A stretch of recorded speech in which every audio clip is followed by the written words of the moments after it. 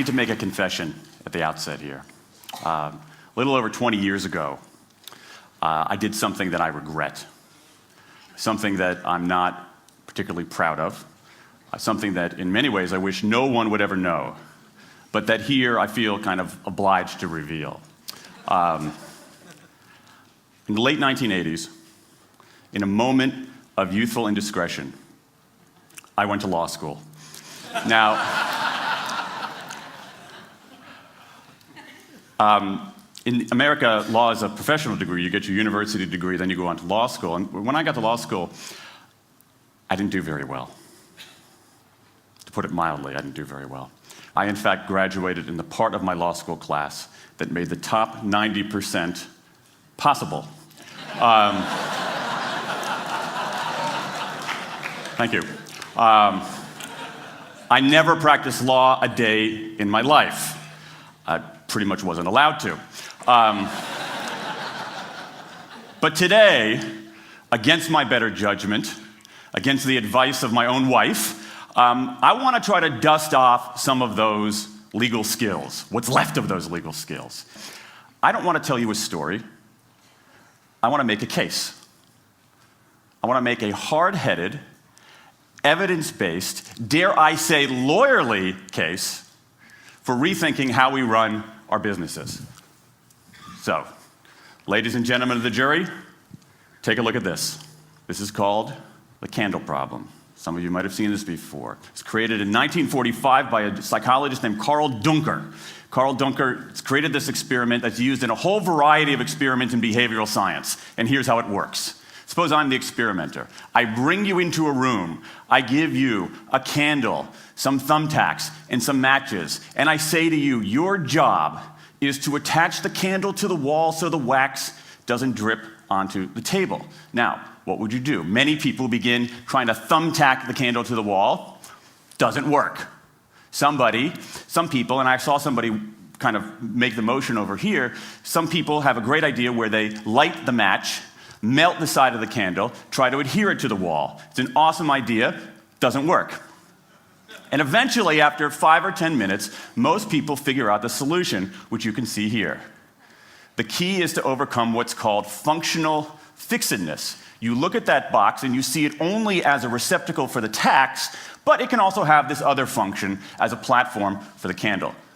The candle problem. Now, I want to tell you about an experiment using the candle problem done by a scientist named Sam Glucksberg, who's now at Princeton University in the US. This shows the power of incentives. Here's what he did. He gathered his participants and he said, I'm going to time you how quickly you can solve this problem. To one group, he said, I'm going to time you to establish norms, averages, for how long it typically takes someone to solve this sort of problem. To the second group, he offered rewards. He said, if you're in the top 25% of the fastest times, you get $5. If you're the fastest of everyone we're testing here today, you get $20. Okay, now this is several years ago, adjusted for inflation. It's a decent sum of money for a few minutes of work. Okay, it's a nice motivator. Question, how much faster did this group solve the problem? Answer, it took them on average 3.5 minutes longer. 3.5 minutes longer. Now this makes no sense, right? I mean, I'm an American, I believe in free markets, that's not how it's supposed to work, right? If you want people to perform better, you reward them, right? Bonuses, commissions, their own reality show, incentivize them. That's how business works, but that's not happening here. You've got an incentive designed to sharpen thinking and accelerate creativity, and it does just the opposite. It dulls thinking and blocks creativity. And what's interesting about this experiment is that it's not an aberration. This has been replicated over and over and over again for nearly 40 years. These contingent motivators. If you do this, then you get that. Work in some circumstances, but for a lot of tasks, they actually either don't work or often they do harm. This is one of the most robust findings in social science and also one of the most ignored. I spent the last couple of years looking at the science of human motivation, particularly the dynamics of extrinsic motivators and intrinsic motivators. And I'm telling you, it's not even close. If you look at the science, there is a mismatch between what science knows and what business does. And what's alarming here is that our business operating system, think of the set of assumptions and protocols beneath our businesses, how we motivate people, how we apply our human resources. It's built entirely around these extrinsic motivators, around carrots and sticks. That's actually fine for many kinds of 20th century tasks. But for 21st century tasks, that mechanistic reward and punishment approach doesn't work, often doesn't work, and often does harm. Let me show you what I mean. So Glucksberg did another experiment similar to this, where he presented the problem in a slightly different way, like this up here. Okay? Attach the candle to the wall so the wax doesn't drip onto the table. Same deal. You were timing for norms. You were incentivizing. What happened this time? This time, the incentivized group kicked the other group's butt. Why? Because when the tacks are out of the box, it's pretty easy, isn't it?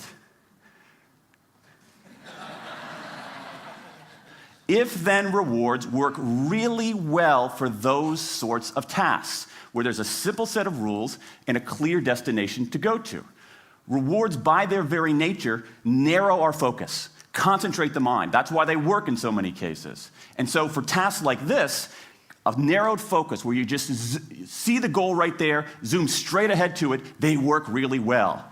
But for the real candle problem, you don't want to be looking like this. The solution's not over here. The solution's on the periphery. You want to be looking around. That reward actually narrows our focus and restricts our possibility. Let me tell you why this is so important.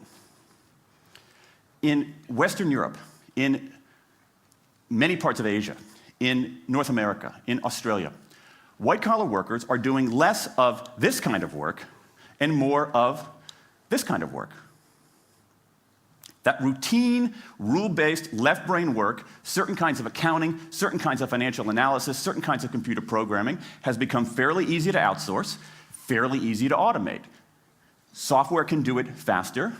Low-cost providers around the world can do it cheaper. So what really matters are the more right-brain, creative, conceptual kinds of abilities. Think about your own work. Think about your own work.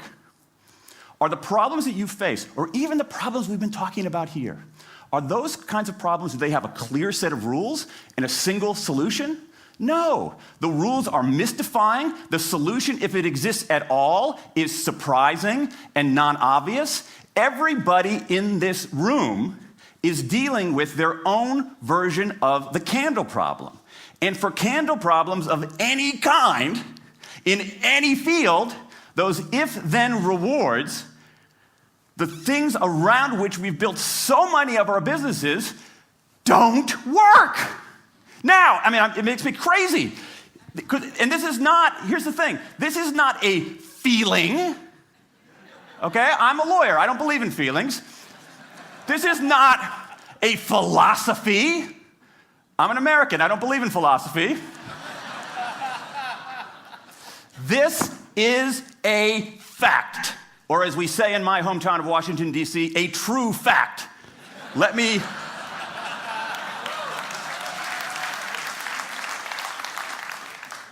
give you an example of what I mean. Let me marshal the evidence here, because I'm not telling you a story, I'm making a case, ladies and gentlemen of the jury. Some evidence. Dan Ariely, one of the great economists of our time, he and 3 colleagues did a study of some MIT students. They gave these MIT students a bunch of games that involved creativity and motor skills and concentration. And they offered them for performance 3 levels of rewards.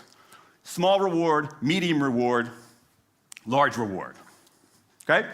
Do really well, you get the large reward, on down. What happened? As long as the task involved only mechanical skill, bonuses worked as they would be expected. The higher the pay, the better the performance. Okay? But once the task called for even rudimentary cognitive skill, a larger reward led to poorer performance. Then they said, okay, let's see if there's any cultural bias here. Let's go to Madurai, India and test this. Standard of living is lower. In Madurai, a reward that's modest by North American standards is more meaningful there. Same deal. A bunch of games, 3 levels of rewards. What happens? People offered the medium level of rewards, did no better than people offered the small rewards. But this time, people offered the highest rewards. They did worst of all.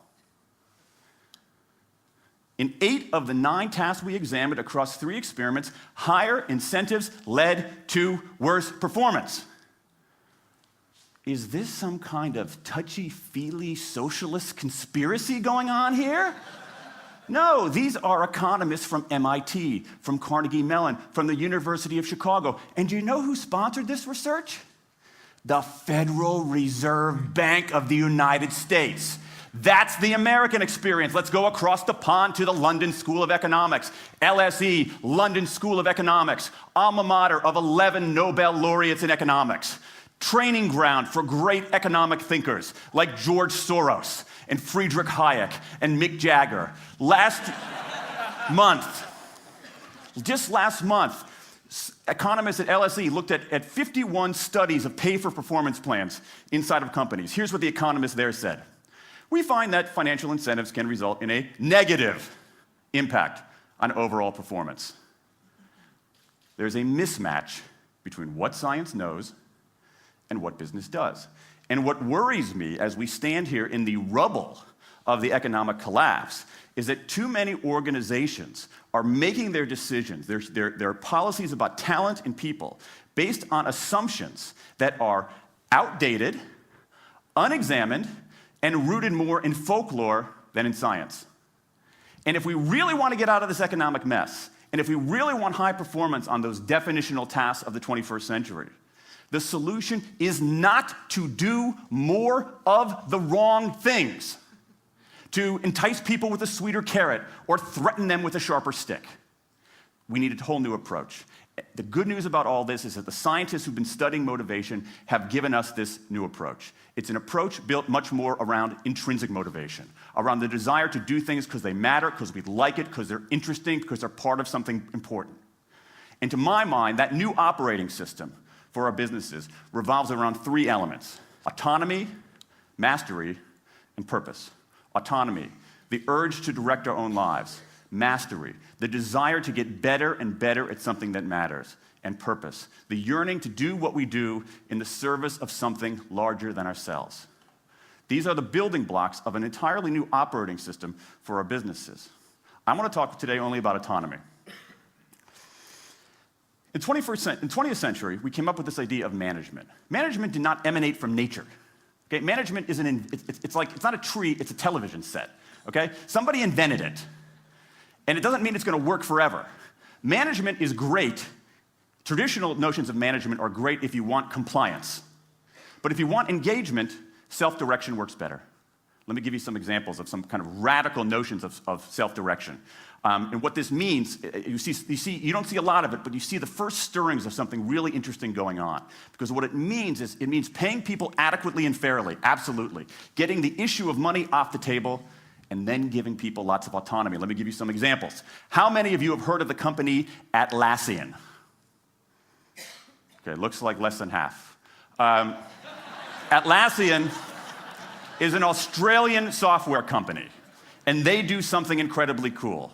A few times a year, they tell their engineers, go for the next 24 hours and work on anything you want. As long as it's not part of your regular job. Work on anything you want. So the engineers use this time to come up with a cool patch of code, to come up with an elegant hack. Then they present all of these stuff that they've developed to their teammates, to the rest of the company, in this wild and woolly all-hands meeting at the end of the day. And then, being Australians, everybody has a beer. They call them FedEx days. Why? Because you have to deliver something overnight. It's not bad. It's a huge trademark violation, but it's pretty clever. That one day of intense autonomy has produced a whole array of software fixes that might never have existed. And it's worked so well that Atlassian has taken it to the next level with 20% time, done famously at Google, where engineers can spend 20% of their time working on anything they want. They have autonomy over their time, their task, their team, their technique. Okay? Radical amounts of autonomy. And at Google, as many of you know, about half of the new products in a typical year are birthed during that 20% time. Things like Gmail, Orkut, Google News. Let me give you an even more radical example of it. Something called the results-only work environment, the ROWE, created by 2 American consultants in place at about a dozen companies around North America. In a row, people don't have schedules. They show up when they want. They don't have to be in the office at a certain time or any time. They just have to get their work done. How they do it, when they do it, where they do it, is totally up to them. Meetings in these kinds of environments are optional. What happens? Almost across the board. Productivity goes up, worker engagement goes up, worker satisfaction goes up, turnover goes down. Autonomy, mastery, and purpose. These are the building blocks of a new way of doing things. Now, some of you might look at this and say, that sounds nice, but it's utopian. And I say, nope. I have proof. In the mid-1990s, Microsoft started an encyclopedia called Encarta. They had deployed all the right incentives. All the right incentives. They paid professionals to write and edit thousands of articles. Well-compensated managers oversaw the whole thing to make sure it came in on budget and on time. A few years later, another encyclopedia got started. Different model, right? Do it for fun. No one gets paid a cent or a euro or a yen. Do it because you like to do it. Now, if you had, just 10 years ago, if you had gone to an economist anywhere and said, hey, I got these 2 different models for creating an encyclopedia, if they went head-to-head, who would win? 10 years ago, you could not have found a single sober economist anywhere on planet Earth who would have predicted the Wikipedia model. This is the titanic battle between these 2 approaches. This is the Ali Frazier of motivation, right? This is the Thrilla in Manila, all right? Intrinsic motivators versus extrinsic motivators. Autonomy, mastery, and purpose versus carrots and sticks. And who wins? Intrinsic motivation, autonomy, mastery, and purpose in a knockout. Let me wrap up. There's a mismatch between what science knows and what business does. And here's what science knows. 1. Those 20th century rewards, those motivators we think are the natural part of business, do work, but only in a surprisingly narrow band of circumstances. 2, those if-then rewards often destroy creativity. 3, the secret to high performance isn't rewards and punishments, but that unseen intrinsic drive, the drive to do things for their own sake, the drive to do things because they matter. And here's the best part. Here's the best part. We already know this. The science confirms what we know in our hearts. So, if we repair this mismatch between what science knows and what business does, if we bring our motivation, notions of motivation, into the 21st century, if we get past this lazy, dangerous ideology of carrots and sticks, we can strengthen our businesses, we can solve a lot of those candle problems, and maybe, we can change the world. I rest my case.